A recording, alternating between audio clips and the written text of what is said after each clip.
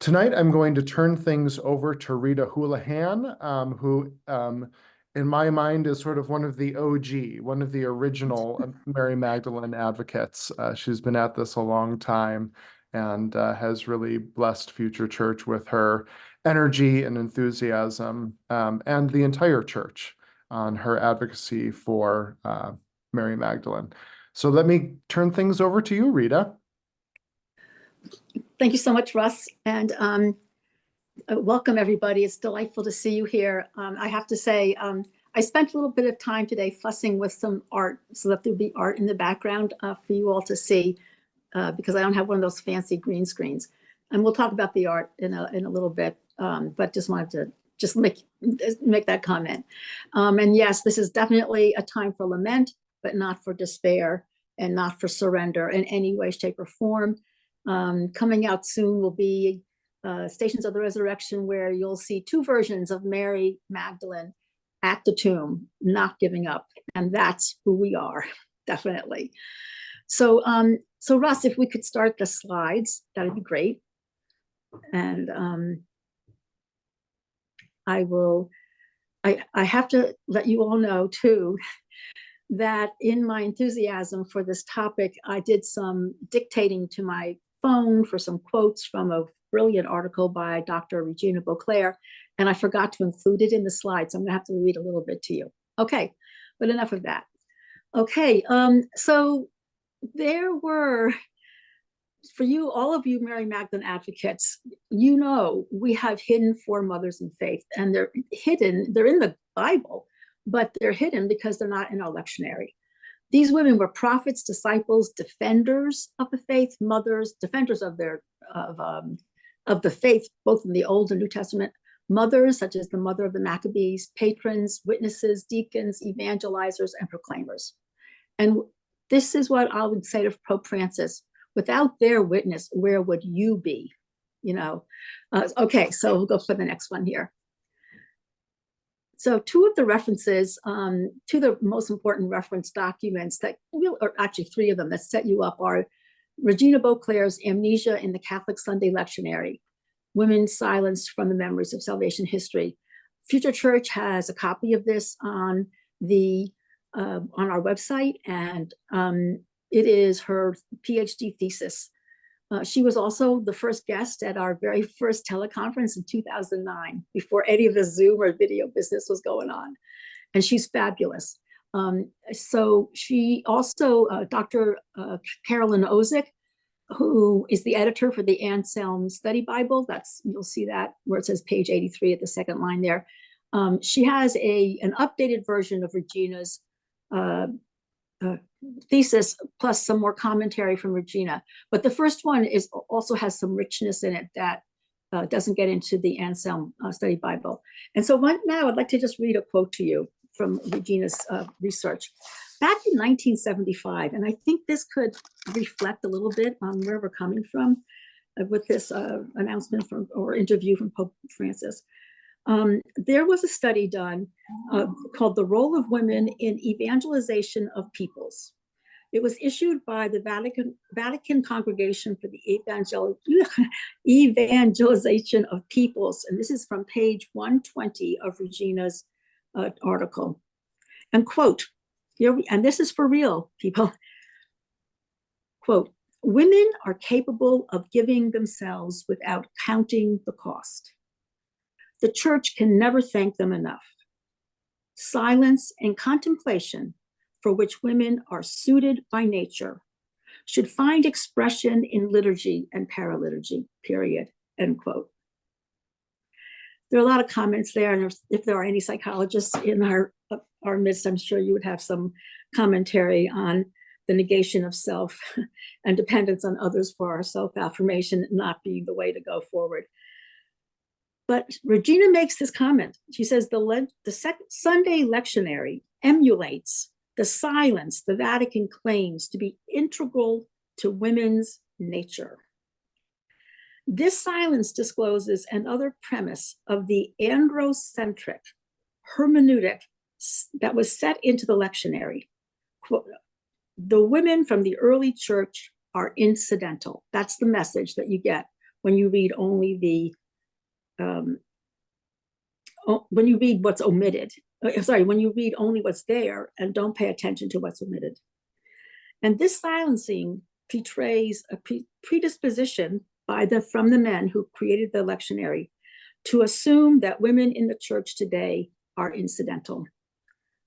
So I'll leave that there. I won't read you any more quotes. I will, before Deb and Russ send this out to everybody, I will update this page for you because there's a few more quotes, but I think we'll get on to the more documented content for you. It's easier to follow. Okay, so we'll go to the next slide.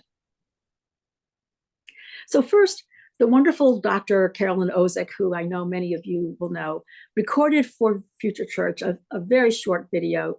Maybe some of you had a chance to look at it today. I've summarized the essence of it, but she, in her own inimitable fashion, says it beautifully.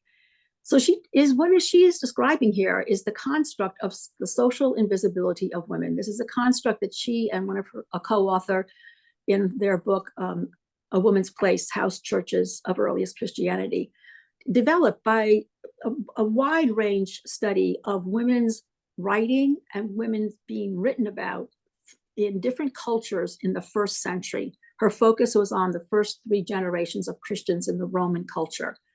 What they discovered is that the Roman culture was more isolating and more making invisible, made women more invisible than, for example, the Mesopotamian culture did. And so what the constructs of social invisibility says is that women were there. They just were not named or mentioned, and that they were indeed disciples, prophets, and apostles.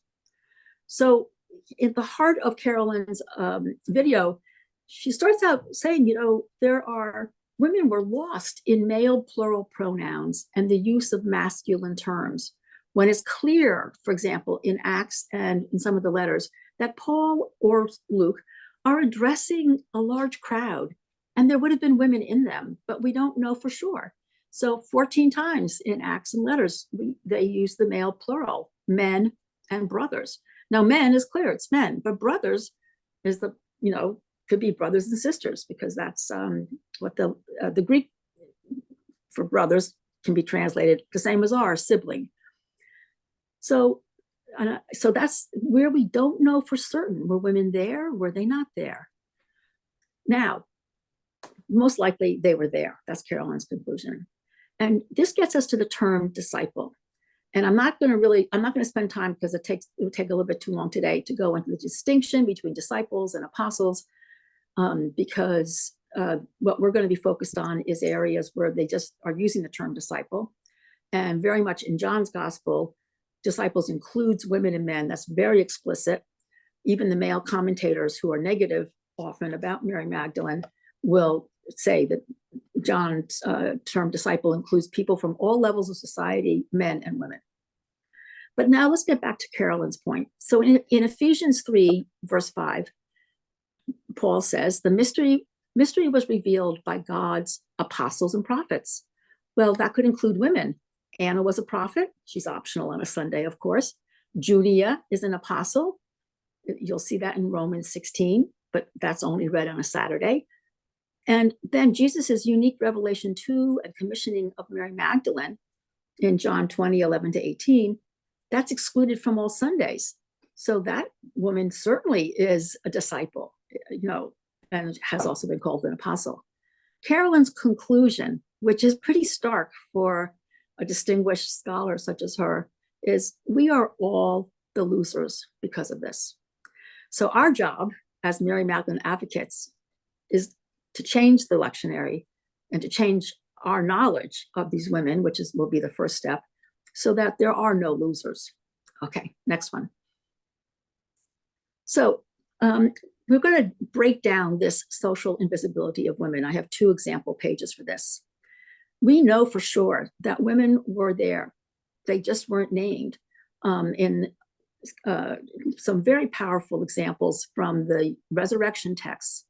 So if you look at the resurrection text of Luke 24, verses 3 to 8, the angels remind Mary Magdalene, Joanna, and Mary, the mother of James. Oh, and Joanna, have her twice. And note, those women were named. The angels say, remember how he told you that the Son of Man must be crucified and on the third day rise again. Remember how he told you. That is very specific. It's the most specific pointing or visible trace text that we have for this, the resurrection, pointing back to when Jesus made those predictions. So what does this point to? The woman did remember his words, and that's part of Luke's text. This points back to Luke 9, 18 to 22, and Luke 9, 43 to 45. In both cases, Jesus is predicting his death and rising, quote, to those close to him. There should be an end quote there.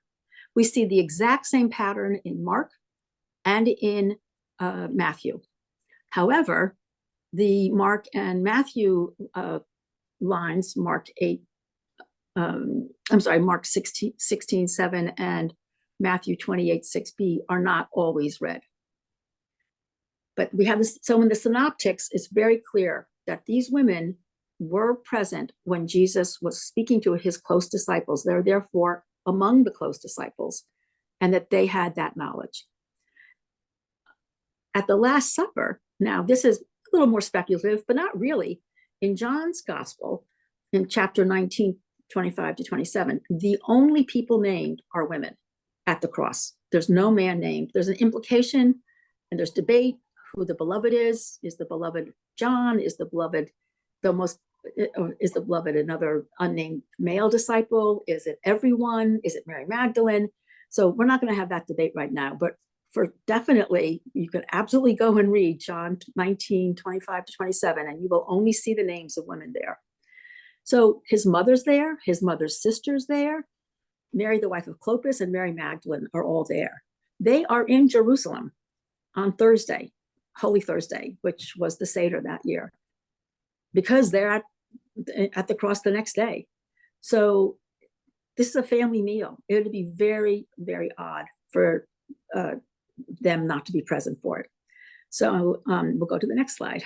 And here we have a really lovely painting. It's almost like I just love it. It has such a ethereal quality to it. Plus it has people concrete sitting there talking, the man hushing the little boy, the dog, there's a dog, there's, there are lots of women, and that's most likely his mother next to him, though but the women aren't named. This was commissioned by We Are Church Ireland. It's available through their website, and you can get it in poster form or in large. This is a photograph of a 5x7, nice quality hard card that could be framed or put on a hard backing and displayed, but it comes in larger sizes. So Laura Kelly. And I just showed this to a group of 7th grade girls at my old alma mater, and among many other paintings, and a number of them just loved it. She said, I love the idea that Da Vinci doesn't have the final word and that women were there. It just, really got their spirits going. So I just want to add a few more comments on what the girls' responses were. Okay, we'll go to the next one. So now let's have a few more examples of at Pentecost. It is clear, and this is for Luke. Now, Luke is the hierarchy man. He's the one who really has pushed the apostolic succession, the naming of the apostles. He more frequently than anyone else says Peter and the 12, or Peter and the other apostles. But in Acts, it is clear in chapter 1 of Acts, they went to the upper room, which may have been owned by Mary, the mother of John Mark. They went to the upper room, and all these devoted themselves with one accord to prayer, together with some women and Mary, the mother of Jesus, and his brothers. So any images you see of the Acts, from the Acts of the Apostles of Pentecost with just Mary, the mother, surrounded by 12 men, are ridiculous. They do not represent the text in Acts, because then you go to Acts 2. There's no text saying people left the room. When the time for Pentecost was fulfilled, they were all in one place together.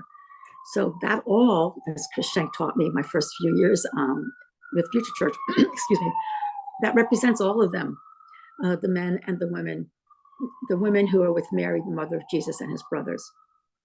That's the Acts version of Pentecost. In John's version of Pentecost, which occurs immediately after, well, I shouldn't say immediately, it occurs the evening of Easter Day. So Easter morning, John 20:18, Mary Magdalene went and announced to the disciples, I have seen the Lord, and what he told her. John 20:19-23, on the evening of that first day of the week, that same day where the disciples were, Jesus came. Peace be with you. As the Father has sent me, I send you. He breathed on them and said to them, receive the Holy Spirit. Whose sins you forgive, they are forgiven them. And this is a new translation from Sandra Schneider's and Mary Polo. Whose sins you forgive, they are forgiven them. Whomever you hold, they are held fast, which is a beautiful concept. We can just, if you have questions about that, we can talk about that later. So here you have, it is, and Francis Maloney, who's a very well-respected biblical scholar focused on John, who was a student of Raymond Brown, in his analysis in the Sacra Pagina, he makes it clear that verse 18 is a bridge into verse 19, and that Mary Magdalene went to the same room and the same people. And it is likely that she's in this room. Why would she leave? Jesus has just told her, when Jesus says, don't hold on to me, instead go to my brothers and sisters. And basically there you'll find me in the relationship that you all, through your actions and your prayers, will be building with the Father. But basically he sent her to the beloved community. Why would she leave this community? And so let's go to the next slide and we'll see the brilliant painting by Laura James of Pentecost. And you'll see Mary Magdalene there in the orange red. And Lucy Rieger, my dear friend, always reminds me to please tell everyone that thank you, Russ, that the colors on her garment, they get darker. This is the fourth in the first series of Laura's paintings. They get darker and richer, and they are based on the orange and an orange red of capes of cardinals from the 16th century that Laura and I picked out. You'll see Mary, the mother, in the purple robes with the stars. She's the mother of the universe. Thank you. And of course, you have Jesus in the center, who's come through the locked doors. The lady in the green, just below Mary Magdalene, she's dressed in a more wealthy outfit. This is because I do believe, and there are other scholars have led me to this, that this room could be the room of Mary, the mother of John Mark, because she hosts in Acts chapter 12, she hosts a group of people praying intensely when Peter is in prison. And that's the room he goes to, the house he goes to when he escapes. So that lady in green is the Mary, the mother of John Mark. And the man behind her in blue is Peter, who has not had his reconciliation with Jesus yet. You can see the anxiety on his face. But let's move over to the text here. So in the parlance of the Council of Trent, this is called the Great Commissioning, and great effort was made to really try to impress on people that only men were in the room for this, which does not, of course, fit with the Gospel of John. Also, that's where the translation of whose sins you forgive, they're forgiven, whose sins you retain, they are retained. That came after the Council of Trent, when there was a big emphasis on personal confession, indulgences, etc. So here are a few key points on the use of terms when you're referring to scenes in the Gospel of John. We already went through, disciples include men and women, all different levels of society. The elite hierarchy of the 12 apostles is not in John's Gospel. You do not see apostles, so please don't see apostles where they are not present. In fact, in Give Us This Day reflection for Pentecost, the writer talks about the apostles, referring to John's Gospel, but they weren't there. The word of Jesus never says, actually in any of the texts in Matthew, Mark, or Luke, Jesus or the angels always send the women to either disciples or his brothers and sisters. Now, in John 20:24, Thomas is referred to as, quote, one of the 12. And in fact, a footnote in the Anselm Bible says that this implies, or this means that everybody else, that the only other people in the room are the other 11. It does not imply that. And that's on good standing from at least 5 major scholars of John's gospel. And I already mentioned that John 20:18 is a bridge to John 20:19. That, by the way, is in red at the bottom. This is what we will gain by doing deep studies and keeping current with the biblical scholarship. This statement from Francis Maloney is a significant change. He is widening the range of Mary Magdalene's mission. He wrote his book in 1998. In 1975, another scholar, his senior scholar, wrote that that Jesus' appearance to Mary Magdalene was, quote, unofficial, and that it had limited scope. But there's been much more intense study since then. Many more women scholars have entered into the study of John's gospel. And you'll see in about 10 slides from now, you'll see the results of the feminist scholarship on John's gospel. So women were there for Pentecost, for the Great Commissioning, sent out with the Spirit. So now we're going to go into the hidden foremothers. And when you see what we would gain in red, that's our, instead of saying what we're losing, because we are losing out on these, but just think, first place, you all will know these things now. So this is, no one can take that away from you, regardless of whether it's in the lectionary or not. This is information you can spread to all your friends, to your family, and to all your pastors and anyone who will listen. So what we would gain, just think if these stories were read. There are 3 stories of prophetic anointing women in Matthew, Mark, and John, not in Luke. And women are at the cross in all 4 gospels. However, we usually read just 1 or 2 of these stories a year.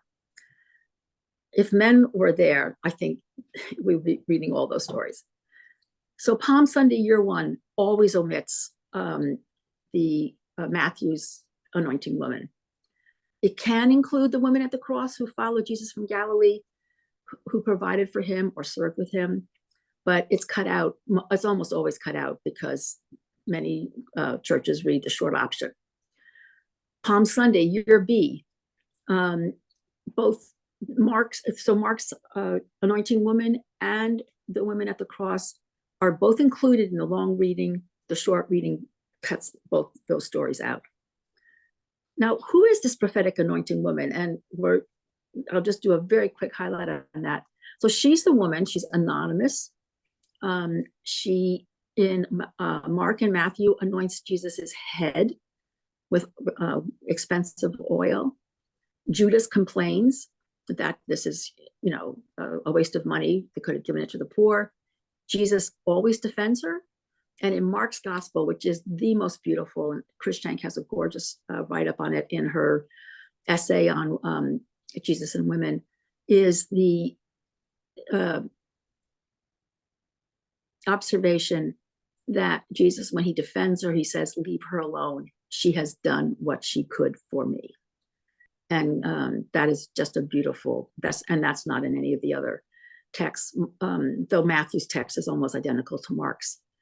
And then in both Matthew and Mark, Jesus predicts, it's quite ironic now, that wherever this story is told, and this story, by that he means his passion and his resurrection, which is what's coming up next, wherever this story is told, it will be told in memory of her.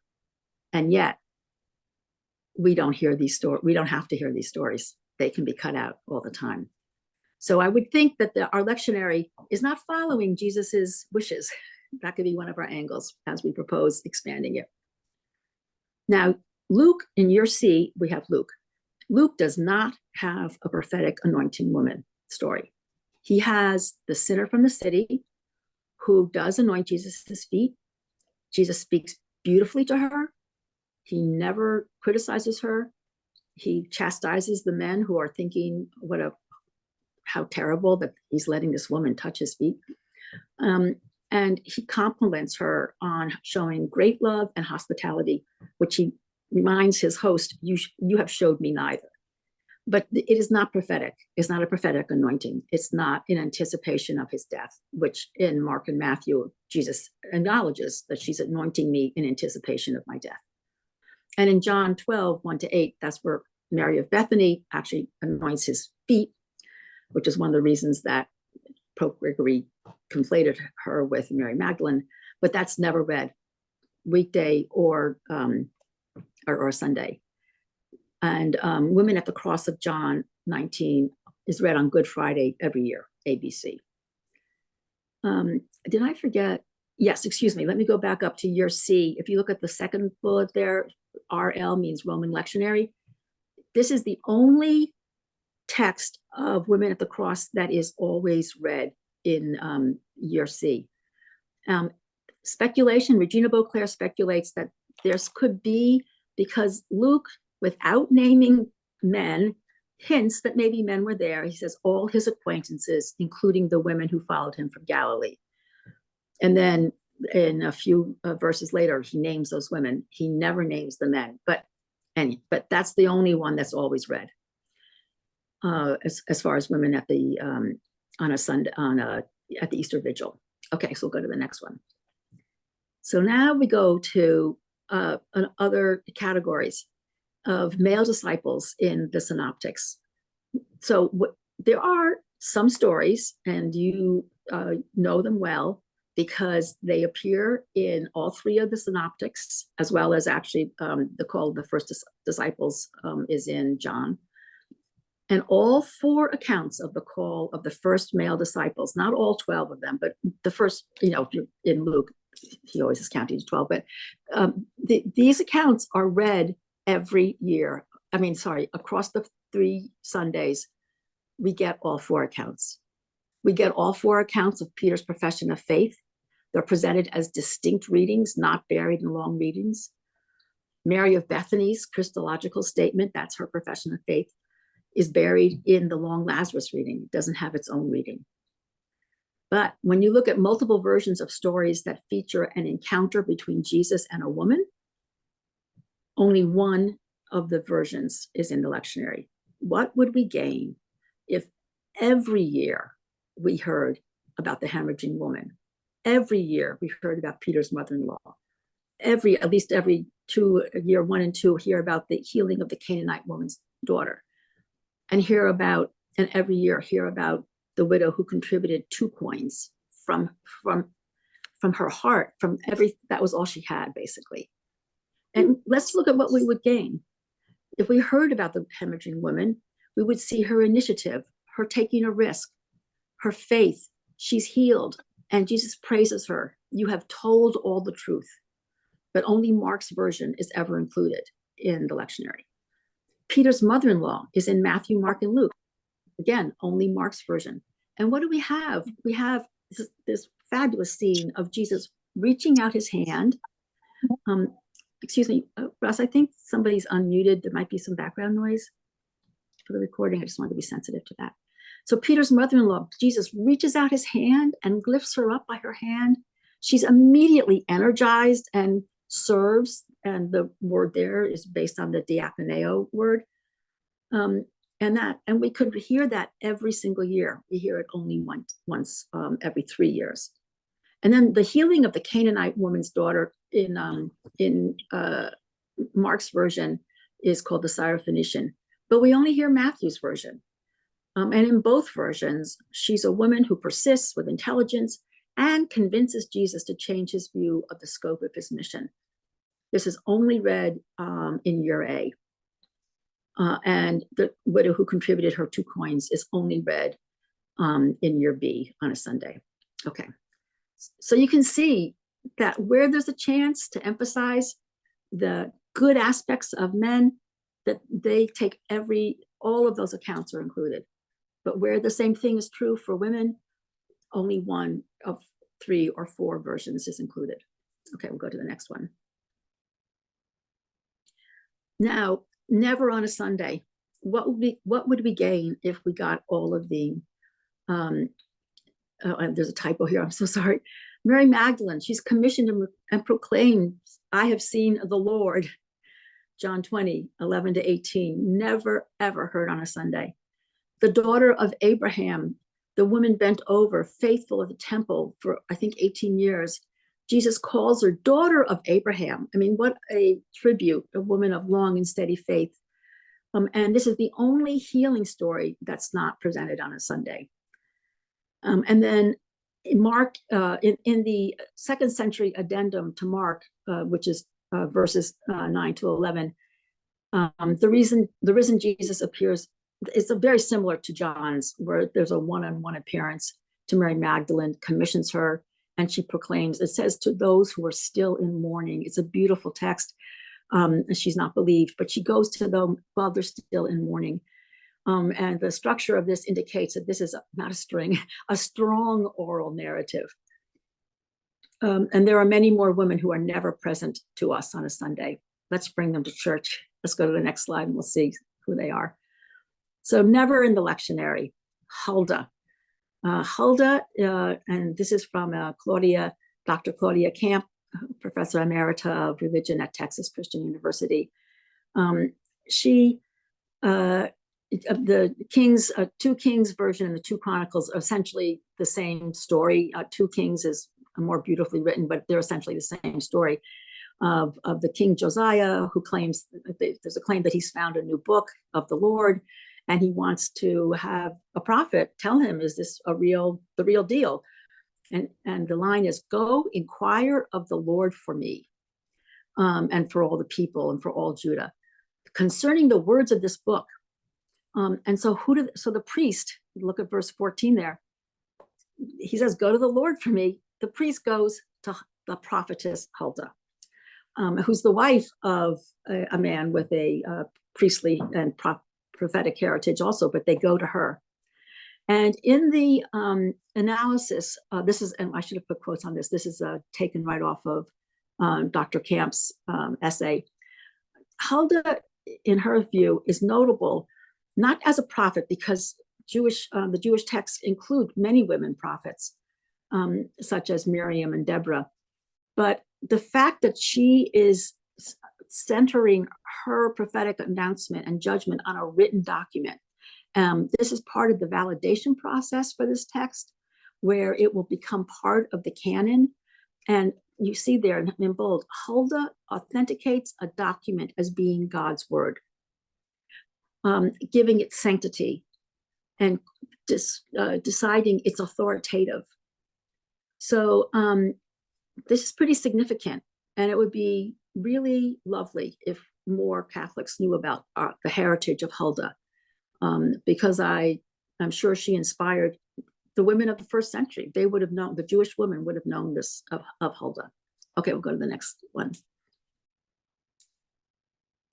So now we come to the midwives, who many people do know about. The midwives, they appear in art, whereas Huldah, I don't think there's much art on Huldah, but and they're named, which is really quite extraordinary, because in Exodus, some of the other important characters, such as Moses' sister, who we assume is Miriam, but she's not named in the first scenes, his mother and Pharaoh's daughter, none of them are named.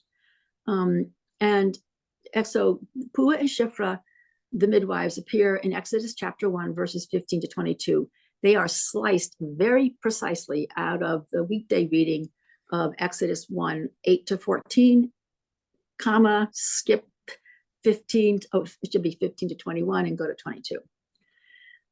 They defied Pharaoh. They did not kill the male newborns. And they deflected Pharaoh's anger, saying that that the Jewish women were just so much stronger and they had already given birth by the time they get there. And God should be on the next slide there. So why were they singled out? Well, the text says that they feared God. And the implication is they feared God, which is a phrase that can mean obey. They are people who are determined to obey God's ethical imperatives. And it can also mean that they prayed before they delivered children or babies, and that they prayed before they made their decision to defy Pharaoh. So later, they're rewarded by God with the Hebrew word batim, or it's a derivative that means houses. And it can mean houses. It could have different interpretations. It could mean that they're going to have their own large families. It could also mean that they are promised freedom from, quote, the house, where as midwives, they might have been responsible to manage the harem for the pharaoh. Or it could be a house like the house of David, their own line of descendants. But Shifra and Pua, there's no reason to cut them out. And it's a weekday reading. And it's a pretty beautiful reading, for this day and age. So go to the next one. Oops, skip this one. Sorry about that. Now we're going to go to the New Testament. And we're going to go to the women of letters and in the letters of Paul and Acts. What would we gain if we got to hear about these women? So in the New Testament, in the letters and Acts, 25 women are named. Only 2 of them, and that includes Mary the mother, appear on a Sunday. This excludes Lydia, Phoebe, Junia, Prisca, and many more. And there's a great monograph that Future Church has. It's called Women in the Ministry of Paul, written by Dr. Carolyn Ozick. And it's a great reference document and very attractive too. So let's look at Phoebe. So she appears in Romans, the last chapter of Romans 16, verses 1-2. She is sliced out of a Saturday reading. I mean, how dangerous must she have been to the men who selected the readings and decided who would be in and who would be out? So look at the text there. I commend to you our sister Phoebe, a deacon of the church at Kencray, so that you may welcome her in the Lord as is fitting for the saints, or for the communion of saints, and help her in whatever she may require from you. For she has been a benefactor of many and of myself as well. So that word, we'll pull this apart. If you had a chance to listen to Lynn Ozick's preaching on Phoebe, it's only, I think, 6 minutes. Deb included that as a resource. There's a link to it. It's on the Catholic Women Preach page for Future Church. I highly recommend it. She's the only person named a deacon in the New Testament. In Acts, when the 7 men are chosen as deacons to serve at the table, they're not named. Paul uses diakonos, which is a male noun. He does not feminize it for her. You'll hear in Lynn's video that she recommends translating that as minister. It could be deacon of the church or minister of the church at Kencray. Because the role of deacon, in the first century, it wasn't defined the way it is today. She's probably the founder of the church at Kencray. I mean, Paul ranks her as a member of the communion of saints already. Now, this word benefactor the Greek is prostatis. This is the only time Paul uses prostatis, which means patron, positively. And the patronage system was another layer similar to the patriarchy. And it could be misused. Think of the mafia. And it could be really well used.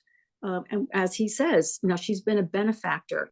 She's probably someone who welcomes new Christians who are traveling. And now let's look at the last point. Romans is Paul's master treatise. It was considered the major theological document for the first 10 centuries at least, or until Aquinas. She carried it, most likely. She would have read it with Paul, and then she would be expected to explain the letter to the Romans. And we'll go to the next slide. So she's pretty significant. So now, in verse 3 of Romans 16, we hear about Prisca and her husband Aquila, and you see the text there. She's named Prisca and Aquila are named 6 times. 4 of those times, Prisca is named first.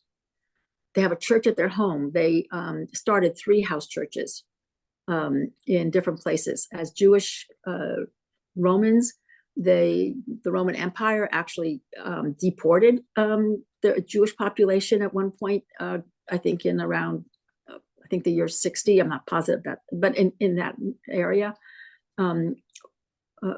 Earlier, like 40 or so, that they work with him, which is a high honor. They risk their necks. I guess they saved him from, because sometimes the officials in the towns weren't really welcoming to Paul. And I and all the churches of the Gentiles give thanks to them. So you can see that they were centers of hospitality. They created centers for learning. And there's a few texts that refer to them teaching also, Prisca and Aquila. Lydia, she's the first Christian, oh my gosh, sorry for that typo, first Christian baptized in Rome. She appears in Acts. She's the head of a household and has her own business of as a dyer of purple cloth. She hosted a group, at that time there's groups that were called seekers. They were people that might have been Gentiles, might have been, pagans with multiple gods, who are interested in this idea of one God, of a one God religion, Jewish religion. But they were people that got together and discussed, and they are sitting on the side of the river in Philippi.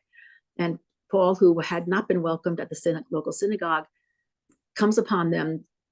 She starts preaching, listens, and she's listening, and then she decides to welcome Paul to her home and is baptized, and her entire household is converted. So you see Lydia as a woman probably of more means than Prisca, but perhaps on the same level of authority, of financial well-being, stability, etc., as Phoebe. And Acts reports that Paul stayed with them for a few days and continued to preach from the home base of her household. Pretty significant, and we never hear about her. Okay, so let's go to the next one. And now we're going to go into Mary Magdalene, and I just couldn't resist giving you a few quotes from the wonderful Sandra Schneiders, who did a lecture on Mary Magdalene in 2013 at Boston College. So she's healed of 7 demons, which did not mean she had the 7 deadly sins. It meant she was completely possessed. 7 is the number of totality in the Hebrew tradition. That she was most likely an internal psychological illness. But now she is a woman fully restored to herself. And that's a line from Carla Ricci. She's a disciple, a privileged witness, and a leader. She ministered with Jesus from the start in Galilee. We see that in Luke 8, 1-3, which also is never read independently on a Sunday. It can be read if you attach it to the sinner story from Luke, which is not a good idea. And she is the only witness named at each of the Easter mystery events. So other people were at some of the events, like the cross or the burial or the empty tomb, but she's at each of them when you look at across all 4 Gospels. That she was there, never abandoned Jesus, ever. Don't ever let anyone tell you that he died alone. And there's some people that write that because they consider only the witness of a, quote, apostle to have been what was valid. But he did not die alone. The women were always there. Okay, we'll go to the next one. So she's first commissioned, and she's to proclaim, and then the first to proclaim. And we'll have more detail on that. We'll go to the next slide. And so this is a detailed analysis, which I'm not going to take you through entirely because it's a lot of words here. But in that first verse, verse 10, after the disciples returned to their homes, referring to Peter and the beloved, Mary, and this is in John 20, chapter 20, verses 10 and 11. Mary stood weeping outside the tomb. As she wept, she bent over to look into the tomb. And the word look there, the Greek is the same word as peered into the tomb, or peered into the wall of the city, as is in Canticle of Canticles. So let's look down to that point. And I'll just make one quick point there. She has come to mourn and honor Jesus. She does not bring spices. So if you see an image of just Mary Magdalene by herself at the tomb with a jar of spices, that's not authentic. In John's gospel, she only goes to mourn and honor. He has already had a full Jewish burial in John 19, 38-42. She does not bring spices. She brings herself. She looks in, peers in. This is the same word used in the Canticle of Canticles. That would remind a first century Jewish audience specifically, because this is written around the year 90. In the year 80, the Jewish authorities in Jerusalem decided that the Canticle of Canticles, you have a Song of Songs with the bride searching for her bridegroom. They decided the first place that was an official part of their canon. And second, that the bride seeking her bridegroom was the new Israel, that she was the symbol of the persistent, loving, faithful Israel. So that word "peered" would have, to a Jewish member of the John 1:9 community, that's what they would have heard when they see John using that same word for Mary Magdalene. So we'll go to the next one. So now we have the angels appear, and one's at the head, one's at the feet. Remember when Peter and the beloved went in, they only saw burial cloths, but now the angels have appeared. And as Sandra Schneider says, the divine has entered the scene. They're like cherubim protecting the Ark of the Covenant. And there's a concept of the mercy seat. That was the place where God and humans would meet. And it was the cover over the Ark of the Covenant space. This is called the Holy of Holies. So she is permitted within the Holy of Holies to see the two cherubim. And they speak to her, "Woman, why are you weeping?" And her answer, "They've taken my Lord." There's no art. The art is coming for that. Laura James is finishing her version, and Mimi Silverstein has just sent me her first sketch. So we'll go to the next one. So now we're going to go to a sample of some teaching materials that we're setting up as postcards that could be used in your own communities. So on the left, as you see, is Laura James called by name, with the angels peeking out way up in the corner near the buildings. That you can see the teeny figures of Peter and the beloved leaving. You see the sheep here, reminding us that Jesus, when he calls her by name, that reminds us of John 10, verse 3. He has come back to his own. We're in a garden. This is the only gospel where the resurrection happens in a garden. This is the new creation. And this calling by name is actually really an exchange of names. And this is a preliminary, which I'll go into in the next slide, for a new covenant. But let's look at verse 15 here, where Jesus says to her, which comes before this actual calling by name, where Jesus says to her, "Woman, why are you weeping? Whom do you seek?" They're words of compassion, and they mimic the words he says to the first disciples who try to follow him. Though he says to those two men, "What do you seek?" And now he's asking her, "Whom do you seek?" So now we'll go to the next slide. And by the way, that painting is going to be replaced by one where he hasn't called her by name yet. So we'll skip this because I already went through all of that. I already went through all of this, Russ. Okay, so now we come to the exchange of names. Sorry, I had to use the same art because I'm waiting for the piece. And here we have Mary turn, and she's already turned once. So this is an internal turning when she hears her name called. And we hear her respond, "Rabboni." So now you have this exchange of names. And she's gone from non-belief to faith. And we see in the Old Testament, there are there are more than three, but there are three prominent times when God renews the covenant with the Jewish people, with the Israelites. And they all include an exchange of names where God identifies God and says, "I am," and says, "And you're Jacob," or "You're," whoever the person is with whom he's making the covenant.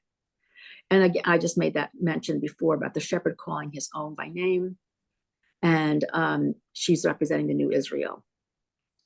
So we have her faith, we have a new covenant, and we have calling his own. So if you were to present some of this to colleagues or people in your community, you could use these questions. What do each of those points mean to you? Why are they important in this story and in your own lives? We'll go to the next one. I have to watch the time here. I'm sorry. So I just clarified those reflection questions. So now we'll go. So now we have the commissioning of Mary Magdalene. This is a painting. I don't think there are any other versions of this that I've ever seen, actually, that are meant to be public. This is the one that, I don't know if you know, the Noli Me Tangere or Don't Touch Me scenes, which can be so destructive and so demeaning, though a few of them are beautiful. But the first three words of John 20:17 is Jesus saying to her, don't hold on to me, do not touch me, because I have not yet ascended, but go to my brothers and sisters and say to them, I'm ascending to my Father and your Father. This is considered an electrifying message. This is the first time that Jesus is opening, saying there's a path for you to have your own direct relationship with God. And by the way, everything that I've gone through with these paintings is never, ever read or preached about on a Sunday.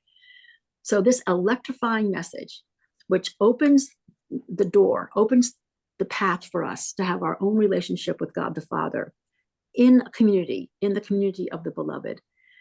Sandra Schneider calls this an invitation into the covenant of divine filiation. Jesus is answering the question that he's been asked, actually, not just in chapter 1, but throughout the gospel. People have said, where are you staying, Master? Can I come with you? And he's had variety of answers, but he's never said, you can go, I'll be with the Father and you can come directly to me. This is the first time he's opening that door. And so we have to ask ourselves, why did she receive this message? Peter was in the tomb. Was it the persistent seeking? I mean, the gospel writer doesn't tell us. What do you think? What steps can I take in my own life so I could experience this joy? I mean, look at her face now. She's gone from that ebullience and the deep, friendship in the call by name, and now this is pretty heavy and serious. And she's taking it in very deeply. And I just love this piece that Laura did. Mimi Silverstein has done her own version of this, and I hope to have high-res photos of those for you all soon. Okay, we'll go to the next one. And so what does she do? She fulfills the commission. And we have the first proclamation here. I've already highlighted, and Russ pointed out, the woman in green is Mary, the mother of John Mark. The woman in the purple robe with the stars, Mary, the mother of Jesus, the mother of the universe. And you can see Peter in the blue right next to Mary Magdalene, like in a state of shock. He's standing next to her. He's like, oh my gosh, I was at the tomb. I could have stayed. If I had stayed, would I see Jesus? But then what am I going to say to Jesus? Because I just denied. So I think she captured his face beautifully. The woman in yellow is his wife, who's never named, but she traveled with him because Paul complains about the fact that Peter has a companion with him and he doesn't, in one of his letters. So you see this full transformation now, when at first she just didn't understand what the angels were saying to her, because she was in such a state of mourning. She's been declared by Francis Maloney, he declares her a foundational character from the earliest Christian community who has journeyed from the darkness of unfaith through partial faith into perfect belief. That is quite a statement, I will tell you. That was made in 1998. We really have to update the thinking of the Vatican about how important, and as Sandra Schneider says, you cannot overstate the importance of Mary Magdalene to the theology of resurrection. You just cannot overstate it. And I haven't even done Matthew's, because Jesus also appears directly to Mary Magdalene and, quote, another Mary. And there's another beautiful homily by Gregory of Antioch on that gospel from 593, very different from what Pope Gregory did to her. So we have some reflection questions. It's 4 after 8, so I'm going to skip those. You can see them yourselves. You'll get this file, but these are ideas for how you could engage. And then I just wanted to include this last bit. Okay, the 7 primary roles of Mary Magdalene. Deb has done a beautiful exposition of this on the website using photographs and calling them out, but if you just need, if you're the kind of person that likes to have a table, here's a table that shows you the roles she's playing and how you can, where you, what gospel texts. And we're only using canonical texts here because we're going to be dealing with the Vatican. We're working with, trying to deal with anybody who's at the synod, any bishop, any pastor, basically anyone. And it's very strong to be able to say that we're relying on canonical texts.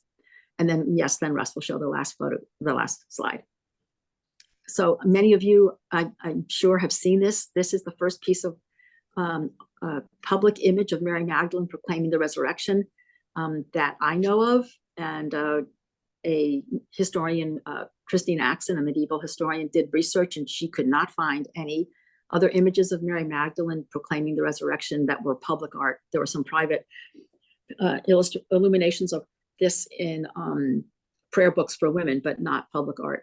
And this is the first one I commissioned because I was sick and tired of seeing Mary Magdalene on her knees, because there's no text other than Matthew, the Matthew scene where Jesus surprises Mary and the other Mary, and they fall to their knees and kiss his feet. But there's no other text that says she was on her knees. And this is available in cards or in a plaque or posters from FutureChurch on the website. And I commissioned this in honor of all who have been falsely accused. So thank you so much for listening. Russ, I don't know if we will have some time for questions or how you'd like to proceed. Sure, yeah, we've got about 10 minutes left in our allotted time. So if anyone does have some follow-up questions or comments, we can go ahead and take those.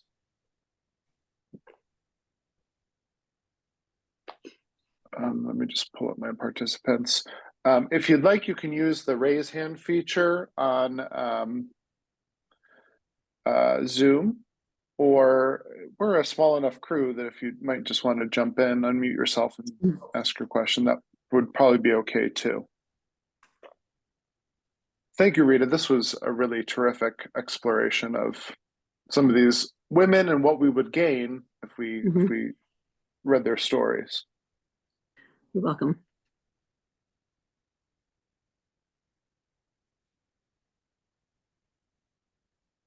I'll just add, as people are thinking, I'll just add, I had the privilege of presenting some of those slides, not all of them, to 53 seventh grade girls. And some of the commentary from the girls was, I've read these stories before, but I never saw what good friends they were. Can you imagine growing up knowing that Jesus was Mary Magdalene's friend and that she was his friend? Just imagine that. I sure didn't know that till I was 50 years old. Another girl said, the art extended my knowledge of the Gospels. And more than 50% of them, their favorite was the exchange of names. They loved that idea that goes back, that connects back into the Old Testament. They also loved the idea of her being in the garden, the scene of new creation, and again, connecting back to Genesis. One girl wrote, and this is like, I'm going to maybe cry, this makes me want to study the Gospels more and get to know God better. So even if the Vatican doesn't change for another 100 years, we can be teaching this, and we're going to have postcards, we're going to have the short exegesis on the back, and Deb has already been reaching out to people. So we're anxious and want to have tools so you can spread this word yourself. Okay, so. Great, thank you so much, Rita. We will process the recording of this, and I know Rita said she wanted to make some edits to the PowerPoint slide, but so you can expect materials from today in the next day or two to be coming from Deb, and we'll have a page set up that you can go to with everything compiled on it. Next time we meet is going to be some more specifics in terms of like what you can do to advocate for Mary Magdalene right now, and what you can be doing in your own communities. And Deb is going to be leading that conversation. And that is going to be on, I just want to double check my date here. It's going to be on June 25th, June 25th at 7 p.m. We'll use the same link. Deb, is there anything that you want to add that hasn't already been said about the project, or any updates you want to provide? No, so my purpose, we'll get really strategic at the next meeting. So it's going to be like specifics. Who would be your contacts? Who would be the people you might want to reach out to? What materials you'll need to do that. In the meantime, I'm sending packets to many of the participants in at the Synod, so they will have something in hand, and then we will follow up by reaching out to them. And also, I'm going to give you some updates, like this really horrible decision of Pope Francis. But I'll give you more specifics on who's who in terms of the people we're reaching out to. Who are our allies? Who are people that are open? Who are people that are ready to talk about this? Who will be the best voices for us to carry this message forward? So I'll give you we're going to dig down into who the people are, who our allies are, and what are the ways that we will strategically approach them for this message to go forward. Great. I'm looking forward to it. I've said this before, and I'll say it again. I don't think there's anyone in the world who knows more about who's who and what's happening at these synods than Deb. So we're so lucky that Deb is available to be our coordinator for this project. So thank you, Deb. All right, well, I suppose that will be it. And I just want to lift up a prayer of thanksgiving in thanks to Rita for all of the work and wisdom that you've shared with us today. Thank you, Rita. And, thank you. You're welcome. And to all of you for your openness and your willingness to be Mary Magdalene advocates and to spend this time with us. Thank you.